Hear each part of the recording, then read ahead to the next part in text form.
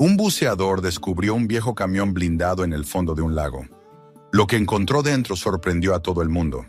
Suscríbete y cuéntanos en los comentarios desde dónde estás viendo este video. Michael Johnson siempre había sentido que el mundo bajo la superficie del agua era más sincero que el que se extendía sobre la tierra.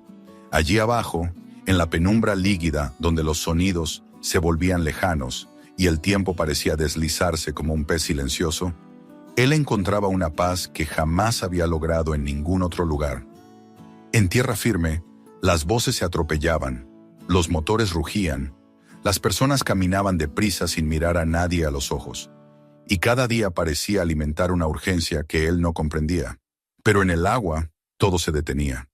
Las cosas adquirían una claridad extraña, como si el mundo entero respirara a su mismo ritmo. Por eso regresaba al lago cada día. No era un pasatiempo, era una forma de seguir vivo. Su casa, situada a pocos pasos de la orilla de Miller Lake, llevaba las marcas visibles de su elección de vida.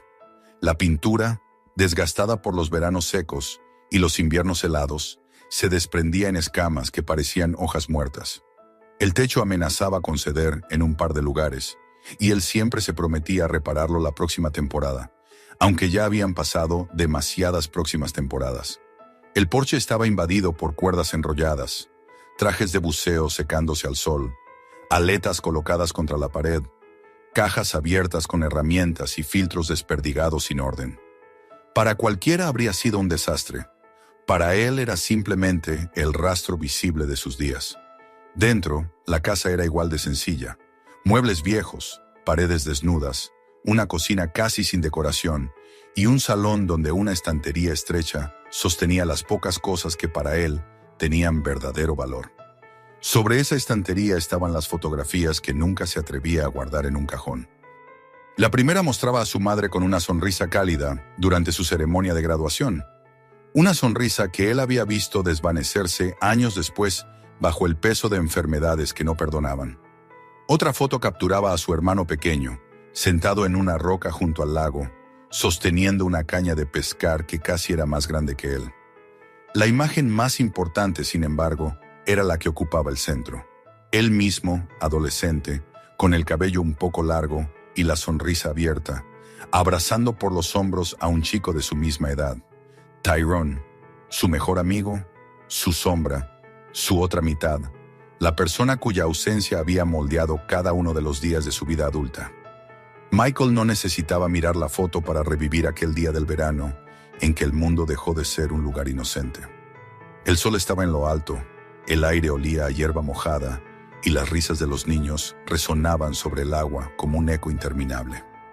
Él y Tyrone se habían retado a nadar cada vez más lejos, a demostrar una valentía que entonces parecía importante, pero un paso en falso bastó para romperlo todo. Tyrone resbaló sobre una roca cubierta de algas, cayó al agua y un instante después desapareció bajo una nube oscura de lodo suspendido.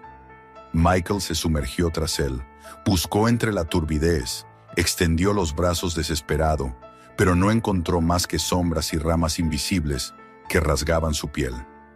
El pánico se apoderó de él, y el agua, que había sido juego, se volvió un enemigo implacable. Cuando los adultos llegaron corriendo a la orilla, ya era demasiado tarde. Tyrone emergió inerte y frío. Michael jamás olvidó el peso de su cuerpo en las manos de aquellos que intentaron reanimarlo sin éxito. Tampoco olvidó la mirada perdida en los ojos de su propia madre cuando lo abrazó, incapaz de consolarlo. No todos reaccionan igual frente a la tragedia. Algunos se alejan del lugar donde perdieron algo. Otros intentan borrar los recuerdos. Michael hizo lo contrario. Se aferró al lago como si cada inmersión fuera una oración silenciosa dirigida a un fantasma que nunca terminaba de responder. Aprendió a bucear, al principio con torpeza, obligado a luchar contra el mismo miedo que lo había aplastado de niño. Tuvo pesadillas recurrentes, manos frías que lo jalaban hacia el fondo, burbujas que se transformaban en gritos ahogados, el rostro de Tyrone desapareciendo en la oscuridad. Sin embargo, aunque tardó años, dominó el arte de moverse bajo el agua con una armonía casi instintiva. Obtuvo certificaciones, se unió como voluntario a los equipos locales de búsqueda y rescate y finalmente convirtió la limpieza del lago en su verdadera misión. Cada trozo de metal oxidado que sacaba, cada botella rota, cada resto de basura que encontraba enterrado entre las algas era para él una promesa cumplida, una pequeña reparación, una disculpa, un intento de hacer del lago un lugar más seguro para que ningún niño volviera a perderse como Tyrone. Los habitantes del pueblo lo observaban con una mezcla de admiración y burla. Los adultos lo consideraban excéntrico. Los niños, en cambio, lo miraban como si fuera un personaje salido de una historia antigua. Un hombre que pertenecía al agua más que a la tierra. Él no buscaba agradecimientos, no buscaba reconocimiento, solo buscaba redención. Miller Lake tenía dos caras. La primera era la que todos conocían. Un espejo plateado al amanecer, un refugio para familias que organizaban picnics en la orilla, un lugar donde los niños lanzaban piedras que saltaban sobre el agua antes de hundirse. La segunda era la que Michael conocía mejor que nadie. Un fondo oscuro, en algunos lugares tan turbio que la luz se extinguía a pocos metros. Troncos hundidos con forma de esqueletos retorcidos, hileras de plantas largas y densas que parecían dedos queriendo apresar lo que pasaba cerca. Allí abajo había silencio, pero no paz. El lago guardaba cosas. Cosas que los años habían ocultado y que los ojos humanos habían dejado de buscar. Por eso cuando la gente contaba la vieja historia del camión blindado, desaparecido en los 80, Michael escuchaba más de lo que decía. Se decía que un vehículo de transporte de dinero había desaparecido sin dejar rastro durante un traslado rutinario entre ciudades cercanas. Un guardia supuestamente había traicionado al otro. Las teorías se habían multiplicado con el tiempo. Algunos decían que el traidor había escapado a algún paraíso tropical. Otros imaginaban que el dinero estaba escondido en una cueva. Nadie lo sabía con certeza, así que el relato terminó convirtiéndose en una leyenda más, útil para asustar a los niños en las noches alrededor de una fogata. Para Michael, en cambio, el lago nunca contaba historias que no tuvieran algo de verdad. Había aprendido a reconocer cuando el agua guardaba un secreto. La tarde en la que todo cambiaría empezó como cualquiera. Preparó su equipo sin prisa pero con precisión casi ritual. El sol descendía lentamente, tiñendo el cielo de tonos púrpura y naranja, mientras una brisa suave agitaba la superficie. Colocó los tanques sobre la arena, ajustó cada válvula, probó la linterna, aseguró la cámara, revisó el regulador. Era un movimiento tras otro, una secuencia tan familiar que casi podía cumplirla con los ojos cerrados. Pero aquel día algo dentro de él estaba inquieto. Sentía un ligero temblor en el pecho, como si alguien invisible le tocara el corazón con los dedos. Tras sumergirse, el mundo exterior desapareció. Las últimas luces del atardecer quedaban arriba como un velo dorado que lentamente se cerraba. A medida que avanzaba hacia la zona profunda, la temperatura bajaba y el agua se volvía más espesa. En otras ocasiones había evitado esa parte del lago, un área donde la caída del fondo era tan pronunciada que algunos buzos la llamaban el pozo. A él siempre le había parecido un lugar donde la oscuridad latía con vida propia, un sitio que quería ser dejado en paz. Pero ese día, quizá por el equipamiento nuevo, quizá por esa inquietud interna, decidió ir hacia allí. Cuando el detector de metales vibró en su mano, al principio pensó que sería algún trozo de hierro o un viejo artefacto agrícola. No era raro. Sin embargo, el pitido comenzó a aumentar con una fuerza que jamás había escuchado en ese sector. Fue como si algo enorme estuviera enterrado bajo sus pies. Se arrodilló con cuidado para no levantar demasiada nube de lodo y extendió la mano. Al tocar la superficie fría y lisa que había debajo de la capa de sedimento, sintió un sobresalto. No era roca, no era basura. Era demasiado amplio, demasiado regular. Pasó la mano por el borde y notó una hendidura, una línea metálica que continuaba mucho más allá de donde su luz alcanzaba. Entonces comprendió que había encontrado algo que no debía estar allí, algo que el lago había querido ocultar durante un tiempo muy largo. El corazón le palpitó con fuerza, su respiración se aceleró dentro del regulador y su instinto le gritó que volviera a la superficie. Obedeció sin pensarlo 2 veces. Mientras ascendía, observó cómo la silueta se perdía lentamente en la oscuridad del fondo. Cuando por fin salió del agua, y respiró el aire frío del atardecer, sintió que algo dentro de él había cambiado para siempre. Sabía que debía regresar. Sabía que lo que había encontrado no era basura. Sabía que el lago, una vez más, le había mostrado algo que no mostraba a cualquiera. Esa noche apenas pudo dormir, pero no dejó de pensar en que el destino le había puesto frente a un secreto que llevaba décadas esperando ser descubierto. Y aunque el recuerdo de Tyrone seguía aferrado a su conciencia, ese descubrimiento despertó en él una determinación parecida a la que sintió aquel día doloroso en el que había jurado jamás abandonar al lago, porque el lago nunca mentía. Y ahora le estaba pidiendo que escuchara. La mañana siguiente no trajo alivio alguno. Michael se despertó mucho antes de que el cielo comenzara a aclararse, con la sensación inquietante de que no había dejado de descender en ningún momento, como si su cuerpo hubiera vuelto a la superficie, pero su mente siguiera atrapada en la penumbra del fondo del lago. Intentó convencerse de que había exagerado, de que lo que había tocado la tarde anterior podía ser algún fragmento de maquinaria antigua, tal vez una estructura hundida por accidente durante alguna obra del pasado. Sin embargo, cada vez que cerraba los ojos, volvía a sentir bajo su mano la frialdad del metal, la extensión desmesurada, la línea perfectamente definida que no podía pertenecer a ningún objeto común. Sabía que debía regresar. No podía fingir que aquello no había ocurrido. Miller Lake nunca le había mentido, y él jamás había ignorado una llamada del agua. Cuando llegó a la orilla, el amanecer apenas insinuaba una franja gris detrás de las colinas. Una niebla espesa flotaba sobre la superficie, dándole al lago un aspecto más silencioso y expectante que de costumbre. El aire era frío, cortante, pero a él le resultaba casi reconfortante. En ese clima de quietud absoluta, sintió que cada decisión que tomara a partir de ese momento tendría un peso distinto, como si una puerta invisible estuviera a punto de abrirse. Se ajustó el traje húmedo, comprobó los tanques y repasó cada cable, cada broche, cada pieza de equipo con la concentración casi obsesiva de quien no quiere pensar demasiado en lo que sucederá una vez esté bajo el agua. El primer contacto con el lago fue como una exhalación profunda. El agua le envolvió el pecho y luego los hombros con una familiaridad casi maternal. Al sumergirse completamente, el mundo se redujo al sonido rítmico de su respiración a través del regulador. Avanzó despacio hacia la zona donde el terreno de repente se desplomaba, como si una mano gigante hubiera arrancado un pedazo del fondo hace miles de años. Frente a él, la oscuridad lo esperaba, no amenazante sino inevitable.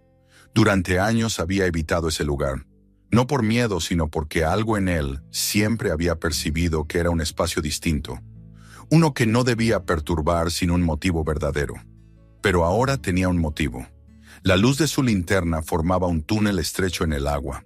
Se movía como si cortara la neblina líquida que lo rodeaba, dejando ver apenas la forma desdibujada de rocas, ramas hundidas y masas de vegetación ondulantes. El detector de metales, que llevaba sujeto al cinturón, permanecía silencioso al principio, pero a medida que se acercaba a la zona profunda, empezó a emitir un pitido leve, casi tímido, que fue creciendo con cada metro. Luego, de golpe, volvió a sonar con la misma intensidad que la noche anterior. El eco del pitido resonó dentro del regulador como un latido que no era suyo. Michael descendió un poco más, sosteniendo la linterna con firmeza. La nube de sedimento comenzó a espesarse mientras él se acercaba al mismo punto exacto donde había descubierto la superficie lisa y fría bajo el lodo. Bastaron unos pocos movimientos para que el metal volviera a revelarse. Esta vez, sin embargo, no se limitó a tocarlo. Con cuidado comenzó a limpiar poco a poco, apartando el limo con movimientos lentos de las manos y las aletas. La luz de su linterna resbaló por un borde metálico inconfundible. Era un panel reforzado, con remaches gruesos y una forma que él reconoció inmediatamente. Su corazón se aceleró de tal manera que por un instante temió que la respiración se descontrolara. Ya no había duda. Estaba frente a un camión blindado, uno demasiado grande para haber llegado ahí por accidente. No se trataba de un fragmento. Era un vehículo completo enterrado bajo décadas de silencio. Nadó hacia la parte frontal, adivinando la continuidad del contorno, incluso cuando el sedimento hacía casi imposible distinguirlo claramente. La estructura se extendía más lejos de lo que podía iluminado, lo que lo obligaba a avanzar a ciegas, siguiendo solo el tacto. Fue entonces cuando encontró la puerta. Pasó la mano por una superficie circular y dura, y comprendió que era la rueda de apertura típica de las cámaras blindadas. La presencia de esa rueda confirmó que lo que había frente a él no era simplemente un camión hundido. Era el camión desaparecido del que tanto se había hablado en el pueblo. Las historias de fogata, las bromas sobre un guardia que había huido con los billetes, las miradas suspicaces que se habían lanzado durante años en dirección al nombre del guardia acusado. Todo eso había estado durmiendo bajo el agua. Michael quería explorar más, pero sabía que debía controlar su respiración. Estaba consumiendo demasiado aire debido a la conmoción. No era prudente dejarse arrastrar por la curiosidad sin tener un plan. Mientras retrocedía para orientarse hacia la parte superior y comenzar el ascenso, algo llamó su atención a un costado del vehículo. Un objeto alargado, semienterrado, sobresalía del lodo. Lo examinó con cautela. Cuando limpió un poco la superficie, reconoció la forma de un arma. No un rifle de pesca ni un metal común arrastrado por las corrientes. Era una pistola oficial, probablemente una de servicio. El hallazgo reforzaba una única conclusión posible. En el interior de ese camión había ocurrido algo más que un accidente. Su ordenador le avisó que debía ascender, y él obedeció.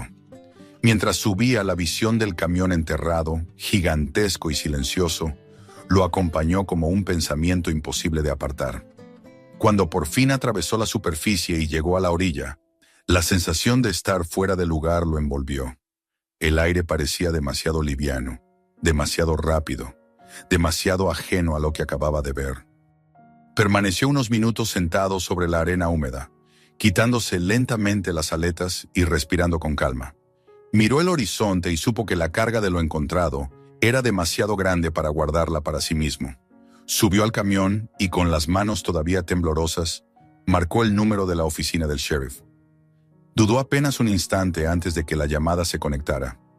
Le explicó al ayudante que contestó que había encontrado algo extraño, algo grande, algo muy serio. El tono escéptico al otro lado de la línea no le sorprendió. Michael era conocido en el pueblo y muchos lo consideraban un excéntrico. Sin embargo, cuando mencionó la palabra camión blindado, se produjo un silencio tenso. Aceptaron verlo, pero dejaron claro que no prometían nada. Michael les dijo que tenía grabaciones. Ese detalle cambió la conversación. No pasó mucho tiempo antes de que 2 patrullas llegaran al lago. Michael les mostró las imágenes captadas por la cámara sumergible. La expresión de los agentes se transformó. Lo que al principio había sido duda se convirtió en una mezcla de preocupación y urgencia. Revisaron los detalles, midieron la profundidad aproximada, hicieron preguntas rápidas y precisas. Poco después pidieron refuerzos. En menos de una hora, varias camionetas adicionales, un equipo de buzos profesionales y un vehículo especializado en rescates subacuáticos se encontraban rodeando la zona. El ambiente en la orilla cambió radicalmente. El silencio matinal se transformó en un murmullo constante de voces, radios y equipos ajustándose. Un perímetro fue acordonado. Gente del pueblo empezó a acercarse, algunos atraídos por la curiosidad, otros por la intuición de que algo serio estaba ocurriendo. Michael permaneció a un costado, observando cómo la maquinaria humana se ponía en marcha para exponer al mundo aquello que el lago había guardado durante décadas. Los buzos del equipo oficial le pidieron que los guiara hasta el punto exacto donde había encontrado el camión. Él aceptó de inmediato. Volver a sumergirse, esta vez acompañado por profesionales, fue extraño. Era como compartir un secreto que hasta entonces había pertenecido solo a él y al agua. Descendieron juntos y cuando la silueta del camión comenzó a materializarse en la penumbra, escuchó en el comunicador la exclamación ahogada de uno de los buzos. Ya no había duda. El misterio de los 80 había estado allí todo el tiempo. Procedieron a asegurar el camión con cables gruesos y resistentes. Cada movimiento levantaba columnas de sedimento que parecían querer ocultar el vehículo de nuevo. Michael podía sentir el peso emocional del momento. El lago se agitaba ligeramente, como si protestara por la intrusión. Pero el proceso siguió su curso. Cuando todos volvieron a la superficie, Los técnicos activaron los sistemas de tracción. Comenzó entonces un forcejeo lento entre la maquinaria y el fondo lodoso. El camión resistió, como si estuviera anclado por la propia memoria del agua. Luego, de un tirón brusco, la superficie comenzó a burbujear. Una masa oscura emergió. El camión, oxidado, devorado por el tiempo, parecía un animal mitológico arrancado de un abismo.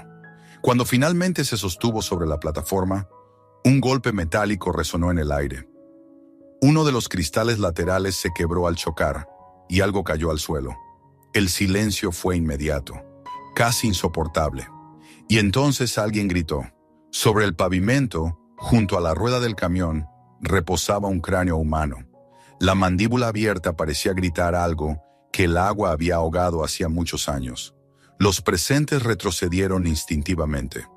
Michael sintió que una corriente fría le recorría la espalda.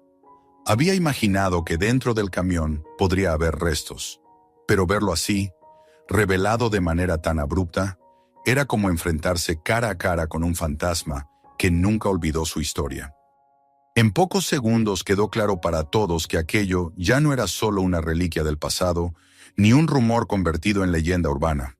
Era una escena del crimen, el primer indicio visible de una verdad que estaba a punto de salir completamente a la luz. El lago había devuelto un cuerpo, y con él trajo de vuelta un misterio mucho más oscuro de lo que nadie jamás había imaginado.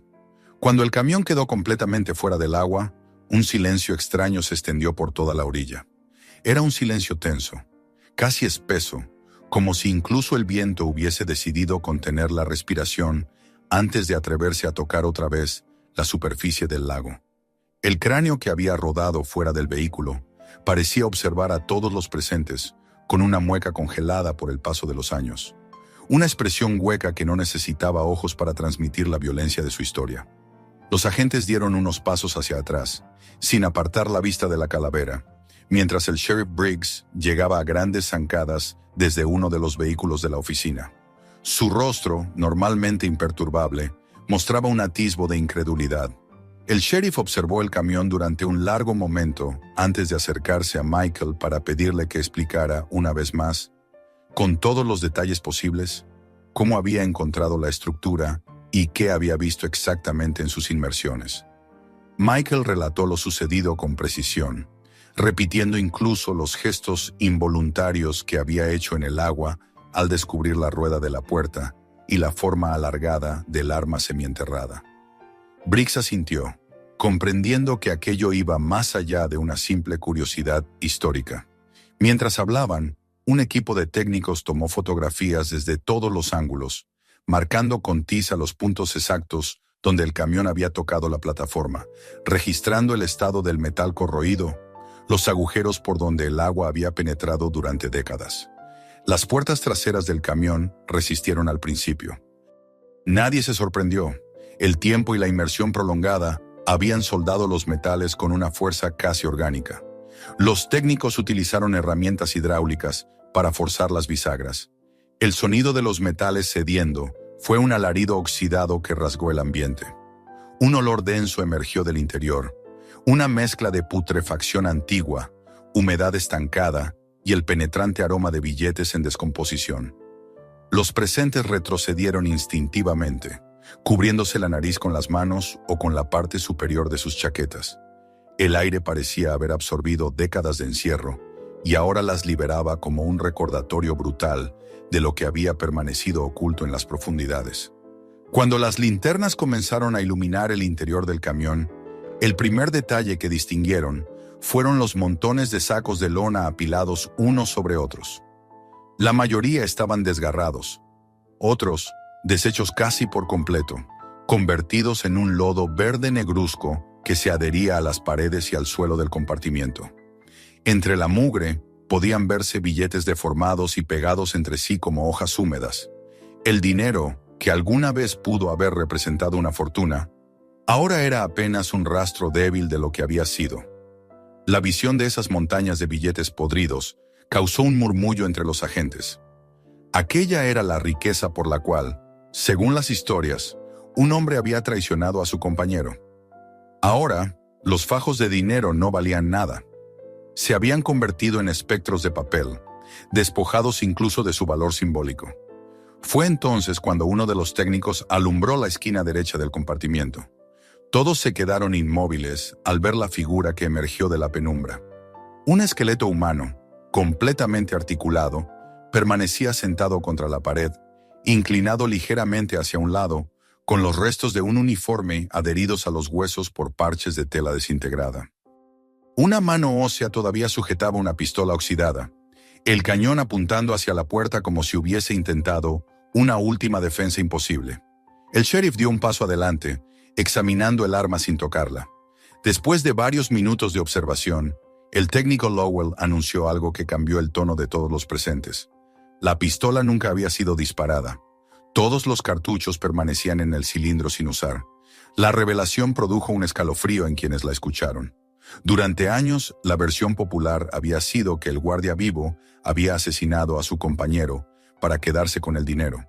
Pero allí, frente a ellos, se encontraba la prueba de que el guardia muerto no había disparado un solo tiro.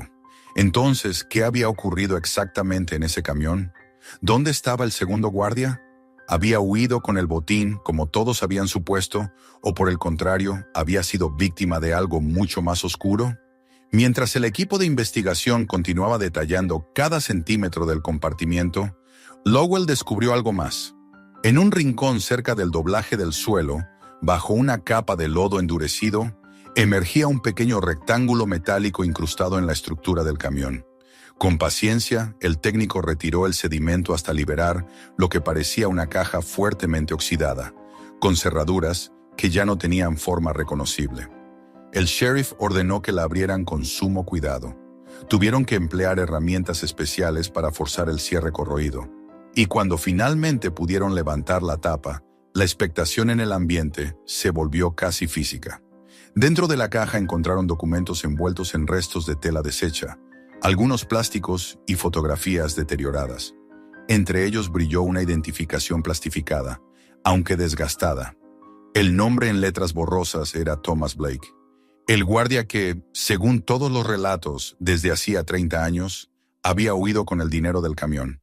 Pero su identificación estaba allí, dentro del vehículo. Nadie que planee una fuga lleva consigo su nombre para dejarlo atrás. El hallazgo provocó un intercambio de miradas inquietas entre los agentes.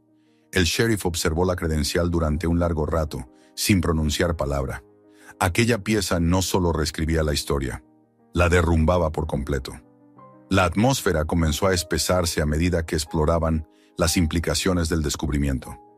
Si Blake no había escapado, si su identificación estaba dentro del camión, entonces era probable que también hubiese muerto allí. Michael sintió un estremecimiento recorrerle los hombros. La imagen del arma enterrada en el fondo del lago regresó a su mente. Aquel objeto largo y metálico que había descubierto durante la segunda inmersión. Podía ser perfectamente el arma de servicio del segundo guardia. Avisó a los agentes de inmediato. El sheriff lo escuchó detenidamente y tras un breve intercambio con los buzos, decidió organizar un nuevo descenso al fondo para recuperar aquel objeto y buscar otros posibles restos. Mientras tanto, el esqueleto del guardia sentado comenzó a recibir la atención del equipo forense. Una vez que identificaron los fragmentos de tela como parte de un uniforme, y luego encontraron la placa corroída con un número parcialmente legible, confirmaron que el cuerpo era el de Daniel Rhodes, el guardia que durante décadas había sido considerado el traidor del robo. Sin embargo, la realidad pintaba un cuadro completamente diferente. Rhodes había muerto sin disparar su arma, y la dirección del disparo que perforó la pared interna del camión sugería que había sido atacado a corta distancia por alguien a su lado, no por un extraño.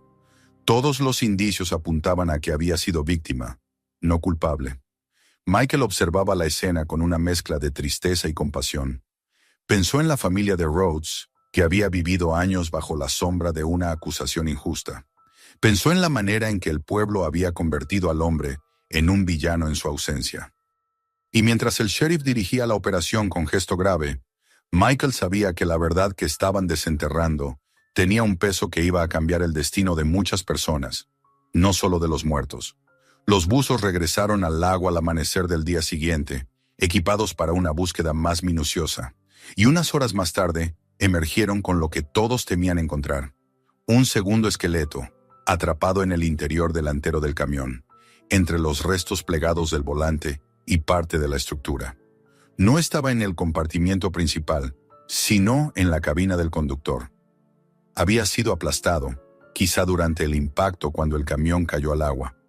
Los huesos estaban revueltos, pero eran claramente humanos.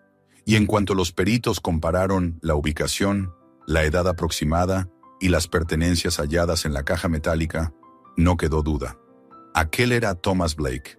La verdad comenzó a tomar forma lenta pero inexorable. Rhodes no había traicionado a nadie. Había sido asesinado.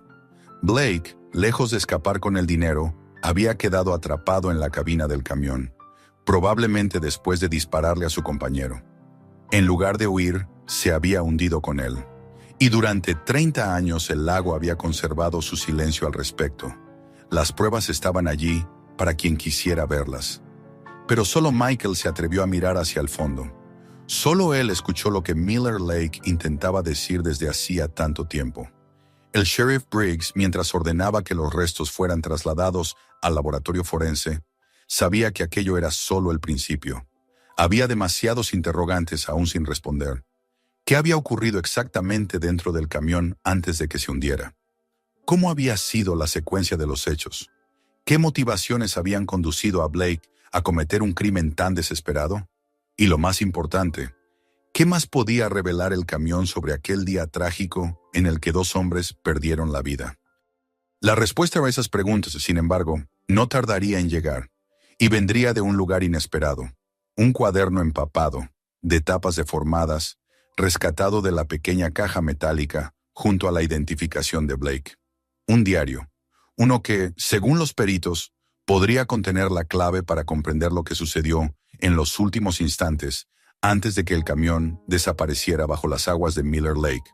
El cuaderno estaba tan deteriorado que aún no podían abrirlo sin dañarlo, pero Michael sintió que, dentro de aquellas páginas ennegrecidas por el agua, yacía la historia verdadera de aquel crimen que había permanecido enterrado durante 3 décadas. Una historia que estaba a punto de resucitar.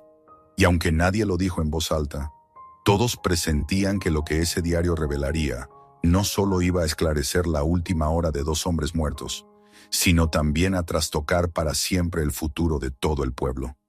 El pequeño cuaderno recuperado del interior de la caja metálica fue tratado desde el primer momento como una pieza frágil y sagrada.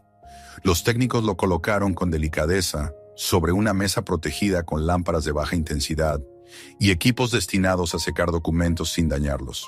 El papel, hinchado por años de humedad y de encierro, amenazaba con desintegrarse al más mínimo movimiento. Durante horas, los especialistas trabajaron con la paciencia de artesanos antiguos, separando cada página milímetro a milímetro, utilizando pinzas, sopletes tibios y hojas de plástico transparentes. El proceso era tan delicado que casi parecía una cirugía, y nadie en la sala hacía ruido, como si el más leve suspiro pudiera borrar para siempre la escritura temblorosa que esperaba debajo de la superficie arrugada. Michael observaba desde la puerta, con la respiración contenida, sintiendo una mezcla de ansiedad y respeto. Sabía que ese cuaderno contenía la verdad que durante 30 años había sido negada o distorsionada. Los rumores, las teorías, las acusaciones, todo flotaba ahora sobre aquel trozo de papel que, de sobrevivir al proceso de restauración, iba a tener la última palabra. Y él estaba allí, testigo de la resurrección de una historia sumergida. El sheriff Briggs también vigilaba el procedimiento con impaciencia contenida. Bajo su expresión dura había algo más, una pena silenciosa, quizá por haber heredado un caso que su antecesor nunca pudo resolver, o quizá por comprender, demasiado tarde, que un hombre inocente había sido acusado de un crimen que jamás cometió. Poco a poco, las páginas fueron separándose. Algunas estaban demasiado dañadas, pero otras conservaron trazos suficientes para que la escritura fuera legible. El primer día solo lograron rescatar unas pocas frases, notas dispersas sobre turnos de trabajo, quejas sobre jornadas largas, comentarios sobre la situación familiar de Blake. La escritura era irregular, con algunas palabras apretadas como si estuvieran escritas con prisa, y otras tan cuidadosamente delineadas que parecía imposible que un hombre capaz de tanta precisión hubiese tomado decisiones tan terribles. No obstante, nada de eso ofrecía aún respuestas. Las anotaciones eran fragmentarias, sin un hilo conductor evidente. Parecían mensajes escritos para sí mismo, un desahogo silencioso de sus propios pensamientos. El segundo día fue distinto. Al separar una de las páginas centrales, apareció una frase que hizo que todos los presentes se inclinaran hacia adelante. Blake mencionaba que sus deudas estaban consumiéndolo, que la enfermedad de un familiar, su madre o su tía, según se deducía, había empeorado, que trabajaba horas extras pero el dinero no era suficiente. Sus palabras transmitían una desesperación creciente, una sensación de hundimiento moral y económico que comenzaba a enturbiar su juicio. A medida que avanzaban, surgía un retrato inquietante de un hombre que se creía obligado a sacrificarlo todo para sobrevivir. Incluso aquello que jamás debería sacrificarse. Una serie de páginas más adelante revelaron el germen del plan. Blake había comenzado a imaginar la posibilidad de quedarse con el dinero transportado en el camión. Al principio parecía una fantasía lejana, casi un ejercicio de escape mental, como si quisiera convencerse de que tenía el control de su vida, aunque fuese solo en un pensamiento prohibido. Sin embargo, cuanto más avanzaban las anotaciones, más evidente se hacía que la fantasía había cambiado de forma. De sueño improbable había pasado a convertirse en una alternativa, en un plan que él mismo describía con detalle perturbador. Cómo aprovechar la ausencia de supervisión en ciertos tramos del camino, cómo distraer al otro guardia, cómo obtener control sobre las armas y sobre el vehículo. La letra cambiaba, volviéndose más apretada, más nerviosa, más irregular, como si la moral del hombre se fuera desintegrando con cada palabra.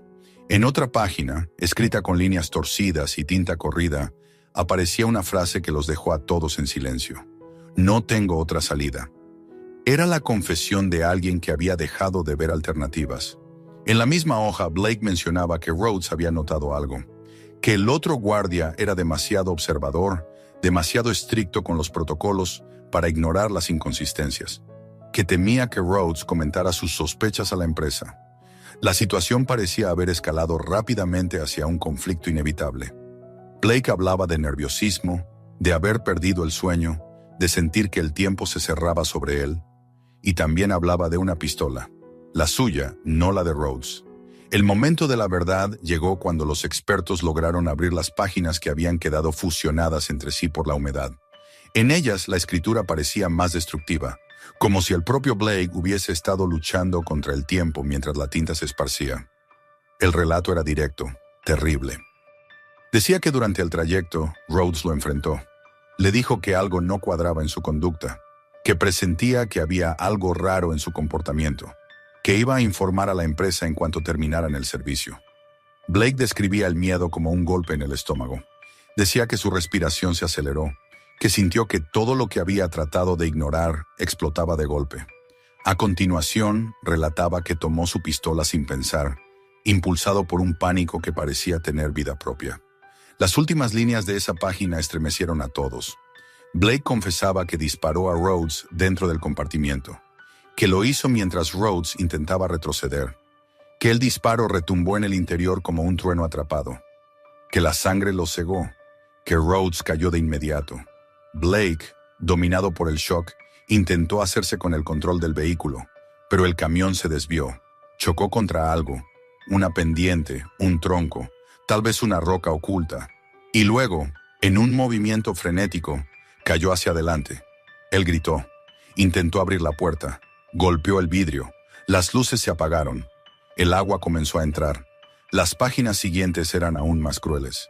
Blake describía cómo el agua subía por sus pies, cómo el camión se inclinaba y cómo su cuerpo quedó atrapado entre el volante y una parte hundida del tablero.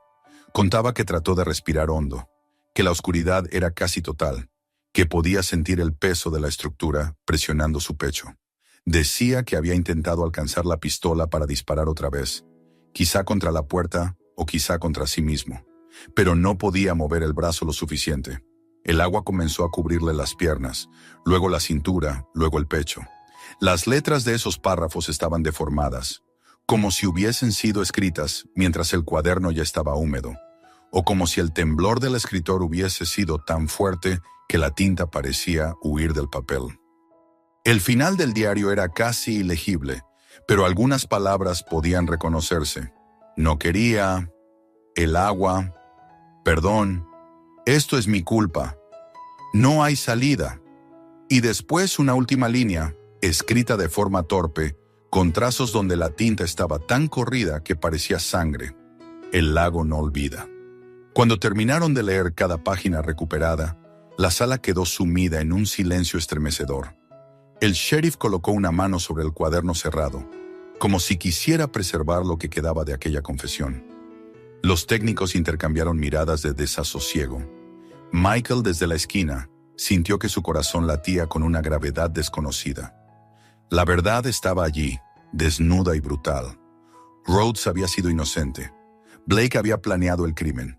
El peso de su culpa y la desesperación de sus últimos momentos se habían hundido con él, atrapados dentro de aquel vehículo metálico. Y durante 30 años, el lago había aferrado esa historia sin permitir que nadie la encontrara, hasta que Michael había sentido aquella llamada inexplicable que lo condujo hacia las profundidades. El descubrimiento de los dos cuerpos, junto con el diario de Blake, dejó claro el orden de los acontecimientos. No había duda sobre la secuencia ni sobre la motivación. El crimen había sido cometido por desesperación, pero eso no lo hacía menos terrible. Había sido un acto planeado, ejecutado y pagado con la vida del propio culpable. Michael sintió una punzada amarga. No había satisfacción en descubrir la verdad. Había tristeza, compasión hacia Rhodes, horror por la caída moral de Blake y un respeto profundo por el lago que lo había guardado todo con una fidelidad casi sombría. Mientras el sheriff ordenaba que el diario fuera preservado como evidencia principal del caso y los técnicos preparaban los cuerpos para su traslado, Michael miró hacia el lago a través de la ventana. El agua estaba quieta, reflejando el cielo nublado como un espejo húmedo que no dejaba adivinar lo que albergaba en su interior. Por primera vez desde que empezó todo, sintió que aquel secreto había pesado no solo sobre los muertos, sino también sobre el propio lago. Como si el agua hubiese llevado durante demasiado tiempo la carga de dos vidas truncadas, de un crimen escondido, de una verdad que nunca pudo salir a flote por sí sola. Y sin embargo, no era el final. El lago había entregado su historia, pero las consecuencias apenas estaban comenzando. Porque una vez que la verdad se conoce, exige justicia, exige memoria y también exige decisiones difíciles. Michael presintió que lo que había hecho al sacar el camión no solo había devuelto la verdad al mundo, sino que también había abierto un camino que él mismo tendría que recorrer. Uno que lo pondría frente a dilemas que jamás habría imaginado. Esa sensación, extraña y familiar al mismo tiempo, era como el tirón suave pero constante de una corriente profunda que lo estaba arrastrando hacia un destino que ya no podía evitar. La verdad revelada por el diario de Blake no tardó en expandirse más allá de las paredes del laboratorio forense. Lo que comenzó como un hallazgo envuelto en la bruma silenciosa de Miller Lake se convirtió, en cuestión de días, en un torbellino mediático que sacudió a todo Kingston Falls. Los noticieros interrumpieron sus emisiones habituales para informar sobre el caso. Los presentadores hablaban con tonos graves sobre el misterio del camión blindado perdido, y los reporteros acudían en masa al pueblo buscando declaraciones de cualquiera que hubiese oído el más mínimo rumor. Algunos vecinos que nunca habían prestado atención al lago comenzaron a inventar historias para ganar notoriedad. Otros, más cautos, evitaban la zona por temor a ser acosados por los periodistas. El pueblo, antes tranquilo, parecía haber sido puesto bajo una lupa gigante que no dejaba rincón sin examinar. En medio de ese caos, todos querían hablar con Michael. Él, sin embargo, se mantenía apartado, rechazando entrevistas, ignorando las preguntas insistentes que le lanzaban a gritos cuando caminaba hacia su casa desde la orilla. Aunque su nombre aparecía en periódicos nacionales, él no se sentía protagonista de nada. No se consideraba un héroe, y le incomodaba profundamente que lo presentaran como el hombre que había resuelto un caso que llevaba 3 décadas sin explicación.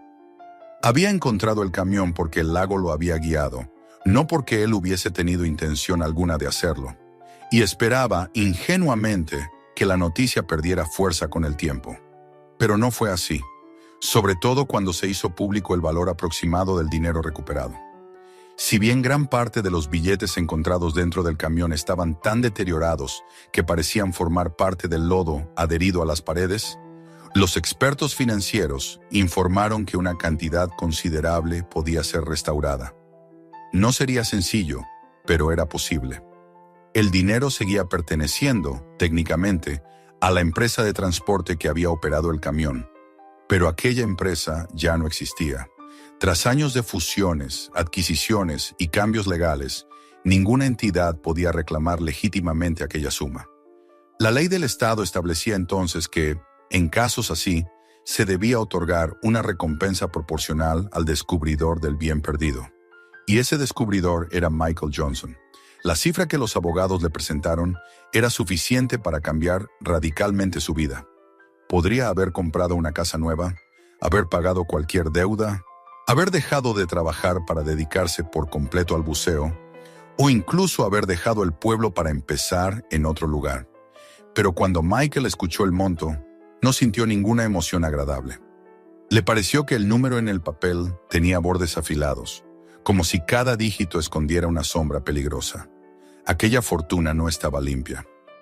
Había sido el motivo del crimen, la causa del derrumbe moral de Blake, el detonante de la muerte de Rhodes. Era dinero empapado en la oscuridad del lago, en la desesperación de un hombre que había cerrado sus últimos instantes golpeando un volante mientras el agua lo rodeaba. Esa noche, Michael no pudo dormir. Se quedó sentado frente a la mesa de la cocina, iluminado solo por la luz mortecina del refrigerador, mirando una copia del documento de la recompensa. Cada vez que veía la cifra, sentía que cargaba una responsabilidad ajena. El dinero no debería pertenecerle. No tenía autoridad moral para aceptarlo. Y aunque nadie lo decía abiertamente, podía sentir que algunas personas en el pueblo lo miraban con envidia, como si lo que había encontrado hubiese sido una suerte de tesoro enterrado destinado a él. Otras, en cambio, murmuraban que sería un tonto si rechazaba semejante cantidad, que nadie en su sano juicio dejaría pasar esa oportunidad. Pero él no podía hacerlo. No después de haber visto el interior del camión, de haber sentido el frío del metal que había sido tumba, de haber leído la confesión rota de Blake. Al amanecer, incapaz de soportar la opresión de la casa, decidió caminar hasta el lago. El cielo comenzaba a teñirse de un azul pálido y tranquilo. Tomó su kayak, lo arrastró hasta la orilla y se adentró lentamente en las aguas quietas. Remó hacia el centro del lago, donde la superficie parecía más profunda y silenciosa. Se detuvo allí, dejando que el kayak se meciera suavemente. Miró el agua durante un largo rato sin pensar en nada concreto, solo sintiendo el movimiento lento y casi maternal del lago bajo el casco. Fue entonces cuando habló en voz baja, sin estar seguro de si se dirigía al lago, a sí mismo o al recuerdo de Tyrone. Dijo que no quería repetir los errores de Blake, que él no podía aceptar algo que había costado vidas, que no deseaba que el lago volviera a cargar con sombras que ya había entregado al mundo. Y al pronunciar esas palabras, sintió una especie de alivio silencioso, como si una tensión invisible que lo rodeaba se hubiese aflojado al fin. Tomó su decisión. 2 días después, regresó a la oficina del condado con la postura firme y la mirada serena. El abogado preparado para recibirlo mostró sorpresa cuando él anunció, sin titubeos, que rechazaba la recompensa. No la quería, no la necesitaba y no podía vivir sabiéndola manchada de tragedia. Pero añadió algo más. Pidió que el dinero fuese destinado a mejorar la comunidad, que se empleara en limpiar el lago, en promover programas ambientales, en construir un memorial para honrar a Daniel Rhodes y en apoyar actividades educativas para niños y jóvenes. El abogado intentó hacerle ver el tamaño de lo que estaba renunciando, pero Michael se mantuvo firme. Ese dinero no era suyo, nunca lo sería. Su decisión se hizo pública rápidamente. Para muchos, se convirtió en un símbolo de integridad. Para otros fue un acto incomprensible. Pero los fondos fueron desviados conforme a lo solicitado, y muy pronto comenzaron los trabajos de restauración en Miller Lake. La orilla se llenó de voluntarios, máquinas y especialistas que instalaban trampas para residuos, filtraban el agua y retiraban escombros que el lago llevaba décadas guardando. Se construyó un pequeño sendero interpretativo alrededor de una parte del lago. Colocaron placas informativas sobre la flora y la fauna local. Y, en una ceremonia emotiva, se instaló un memorial sencillo pero solemne, dedicado a Rhodes, cuya familia viajó desde otro estado para asistir y recibir una disculpa oficial del condado. El proyecto de restauración también incluyó la creación de un club juvenil de buceo. Michael aceptó enseñar como voluntario, aunque le costaba considerarse un instructor. Los niños lo observaban con una mezcla de respeto y fascinación, y él se esforzaba por transmitirles no solo técnicas de buceo, sino también el mismo respeto profundo que él sentía por el agua. Les enseñaba a moverse sin perturbar el fondo, a respirar con ritmo, a comprender el silencio del lago como algo vivo y no como un obstáculo. Descubrió, en esas tardes junto a los estudiantes, una sensación nueva. Aunque siempre había estado ligado al agua por dolor o culpa, ahora encontraba en ella una forma de futuro, un propósito que no nacía del remordimiento, sino de la esperanza. Pasaron los meses y el pueblo cambió. El frenesí mediático fue desapareciendo. Los turistas acudían a ver el memorial y el lago recuperado, pero ya no buscaban el morbo de un misterio, sino la tranquilidad del paisaje y la historia de alguien que había elegido la decencia por encima de la riqueza. Michael volvió a sus rutinas, a bucear cada mañana, a limpiar lo que encontraba y a enseñar a los jóvenes. Pero ya no era el hombre solitario que se había sumergido en la oscuridad de un camión desconocido. El lago había cambiado, y él también. Una tarde de verano, mientras el sol se reflejaba en el agua con destellos dorados y las voces de los niños se perdían en el eco suave de los árboles, Michael se arrodilló en el borde del muelle y dejó que el agua rozara su mano. El lago estaba cálido, tranquilo, como si respirara un alivio antiguo. Él cerró los ojos y sintió una serenidad que hacía años no conocía. Pensó en Tyrone, en Rhodes, en Blake, en todos los que habían sido parte de esa historia, voluntaria o involuntariamente. El lago había devuelto el secreto que había guardado 30 años, y ahora parecía aceptar, por fin, que podía continuar sin cargarlo más.